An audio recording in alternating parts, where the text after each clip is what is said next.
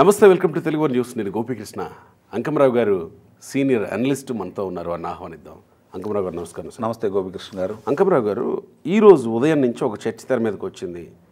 అంటే ఎప్పటి నుంచో ఉన్నటువంటి చర్చే సందర్భం వచ్చిన ప్రతిసారి తెర మీదకు తీసుకొస్తున్నటువంటిదే. ఈరోజు కేంద్ర క్యాబినెట్ తుది క్యాబినెట్ సమావేశం కాబోతుంది. అంటే ఎలక్షన్స్కి ఇంకొక నెలన్నరలో వెళ్ళబోతున్నారు కాబట్టి చివరి క్యాబినెట్ సమావేశం కాబోతుంది. అందులో కీలకమైనటువంటి నిర్ణయం ఆంధ్రప్రదేశ్కి సంబంధించో లేకపోతే తెలుగు జాతికి సంబంధించో ఎన్టీఆర్కి భారతరత్న ప్రకటించే అవకాశం ఉందనేది ఉదయం నుంచి ఒక వార్త వాట్సాప్ గ్రూపుల్లో చక్కర్లు కొడతా ఉంది.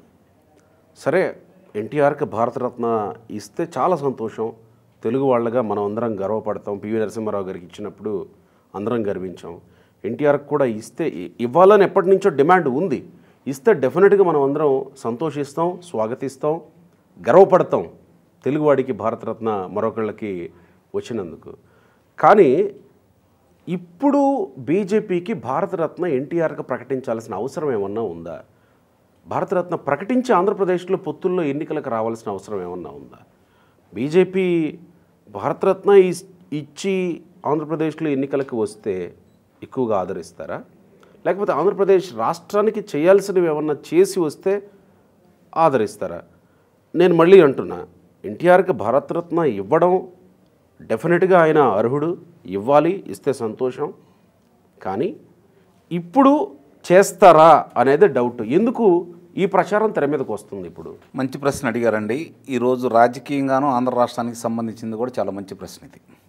మీరన్నట్టు విశ్వవిఖ్యాత నట సార్వభౌమ నటరత్న డాక్టర్ పద్మశ్రీ నందమూరి తారక రామారావు గారు, ఆయన పేరు చెబితే తెలుగు జాతి సగర్వంగా తలెత్తుకుని చూస్తుంది. డెఫినెట్గా ఆంధ్రులు అనేవాళ్ళు ఉన్నారు, తెలుగువారు ఉన్నారు అని ప్రపంచానికి చాటిన మహానుభావుడు ఆయన. అవును. మరి అలాంటి వ్యక్తికి ఈరోజు భారతరత్న ఇవ్వడం అనేది సముచితం. ఎప్పటి నుంచో ప్రజల కోరిక, జాతి కోరిక, తెలుగు జాతి కోరిక. ప్రపంచవ్యాప్తంగా ఎక్కడున్నా కూడా పలకించిపోతారు నిస్సందేహంగా. కానీ ఈరోజు ఎన్నికల సందర్భంగా ఆయనకి భారతరత్న ఇచ్చినందువల్ల ప్రత్యేకంగా వనగూడేది ఏదన్నా ఉంది అని చెప్పి ఇప్పుడు చర్చనీయాంశమే, అందుట్లో అనుమానం ఏం కూడా లేదు. అంటే ఇప్పుడు ఎందుకు అదే ప్రకటిస్తారు, చర్చిస్తారు అనేదే చర్చ. ఎన్నికల సందర్భంగా ఆంధ్ర రాష్ట్ర ప్రజలు ఎంతో కొంత భారతీయ జనతా పార్టీ మీద వ్యతిరేకతగా ఉన్న భావన ఉంది కాబట్టి, వాళ్ళ దగ్గర సమాచారం ఉంది కాబట్టి దాన్ని కొంత తగ్గించుకోవడానికి, అలాగే తెలుగుదేశం పార్టీతో కలిసి ప్రయాణం చేస్తున్నారు కాబట్టి తెలుగుదేశం పార్టీ శ్రేణుల్ని నిస్సందేహంగా ఆకట్టుకునే విధంగా ఈ ప్రయత్నం చేస్తున్నారు అనేది అది రాజకీయంలో భాగంగా భావించాలే తప్ప ఒక అతిపెద్ద మలుపు అవుతుందో ఒకవేళ ప్రకటిస్తే కనుక. అంటే ఓట్లు ట్రాన్స్ఫర్ అవ్వడం వల్ల కొంత పని చేస్తుంది. పూర్తి అని చెప్పి అయితే నేను చెప్పలేను, కానీ కొంత పని చేస్తుంది. ఓకే, నిస్సందేహంగా నందమూరి తారక రామారావు గారి వీరాభిమానుల వరకు సంతృప్తి చెందవచ్చు నిస్సందేహంగా.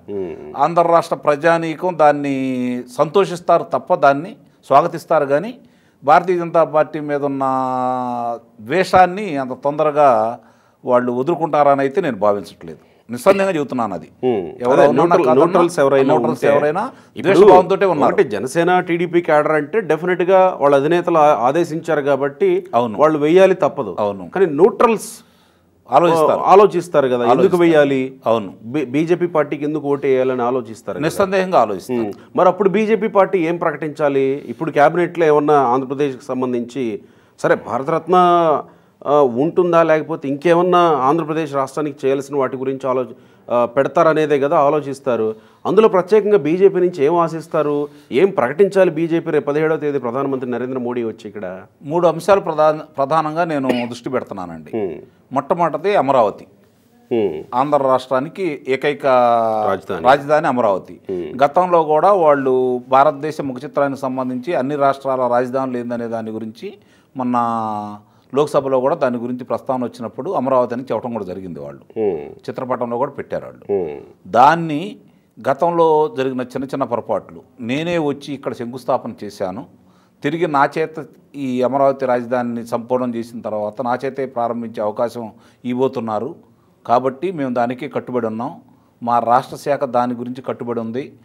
మా హోంశాఖ మంత్రి గారు గతంలో కూడా చెప్పారు, తిరిగి దానికి నేను కట్టుబడి ఉన్నాను. అవి సాంకేతికంగా ఉన్నటువంటి చిన్న చిన్న పొరపాట్లు అలా జరిగినాయి. రేపు ఏకైక రాజధాని రెండో ఆలోచన ఏం లేదు. న్యాయస్థానాలకి మన భారత ప్రభుత్వం తరపు నుంచి చాలా విస్పష్టంగా ప్రకటించబోతున్నాం అని చెప్పి కనుక చెబితే ఒక 40-50% మంది అంగీకరిస్తారు. అది డెఫినెట్గా మలుపు అవుతుంది. ఇప్పుడు ఇంకోటి మనకి జీవనాడి వాస్తవంగా చెప్తా ఉంటే ఈరోజు ఆంధ్ర రాష్ట్రానికి రాజధానికి సంబంధించి అమరావతి, పోలవరం ఈ రెండు అండి. ఈ రెండు కనుక పరిపూర్ణంగా పూర్తయిపోయి ఉన్నట్టయితే నాకు తెలిసి ఈ ఒక 3 సంవత్సరాల్లో దానికి ఈ చంద్రబాబు నాయుడు గారు చేసిన దానికి ఇంకో 3 సంవత్సరాలు పూర్తి అయి ఉండేవి. ఈ 2022 కనుక పూర్తి అయి ఉన్నట్టయితే ఆ కార్యక్రమం నాకు తెలిసి ఇప్పటి వరకు 1 లక్ష నుంచి 1.5 కోట్ల రూపాయల ఆదాయం వచ్చి ఉండేది ఆంధ్ర రాష్ట్రానికి.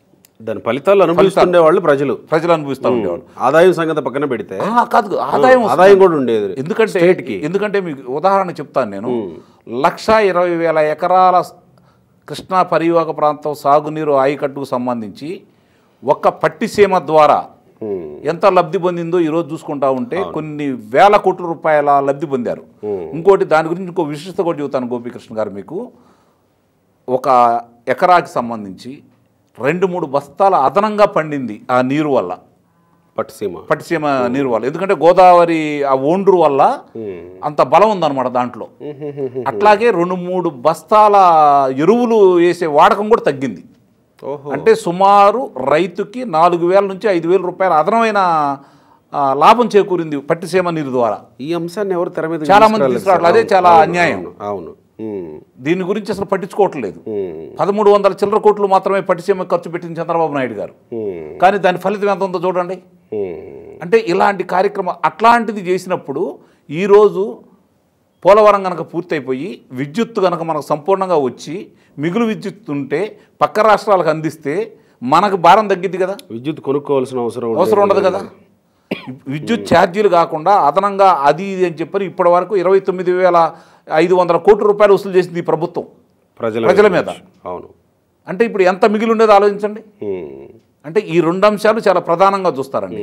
ముందు రాష్ట్రంలో ఉన్న శాంతి భద్రతలు, అవినీతి అధికారులు, దొంగ ఓట్లకు సంబంధించినటువంటి కార్యక్రమాలను కనుక దృష్టి పెట్టి 25,000 మంది మీద ఫిర్యాదు చేయడం జరిగింది చంద్రబాబు నాయుడు గారు ఈ దొంగ ఓటుకు సంబంధించి. అందుట్లో గతంలో మన తిరుపతికి సంబంధించిన వాళ్ళు కొంతమందిని గిరీష్ గారిని కూడా సస్పెండ్ చేశారు, కొంతమంది మీద చర్యలు తీసుకున్నారు. కనీసం ఇందుట్లో 10వ వంతు మొత్తాన్ని చేయడానికి అవకాశం ఉంది. కనీసం 10వ వంతు ఒక 2,500 మంది మీద అయినా చర్యలు తీసుకోగలిగితే, ఆ చర్యలు కనుక కేంద్ర ఎన్నికల సంఘం కనుక చేపట్టగలిగితే నిస్సందేహంగా ఈరోజు ఆంధ్ర రాష్ట్ర ప్రజలకు మేలు చేసిన వాళ్ళు అవుతారు. బీజేపీ ఇలాంటి ప్రకటనలు చేయాలి. పొత్తులో భాగంగా రేపు ఆంధ్ర రాష్ట్రానికి మేము ఏం చేయబోతున్నాం, ఇవి కాకుండా ఇప్పుడు రావాల్సినవి ఆగిపోయిన ఉన్నాయి, దానికి ఎందుకు ఆగిపోయినాయి. ఇప్పుడు విశాఖ సంబంధించి రైల్వే జోన్కు సంబంధించి ప్రభుత్వం మాకు భూమిని కేటాయించలేదని చెబుతున్నారు కదా.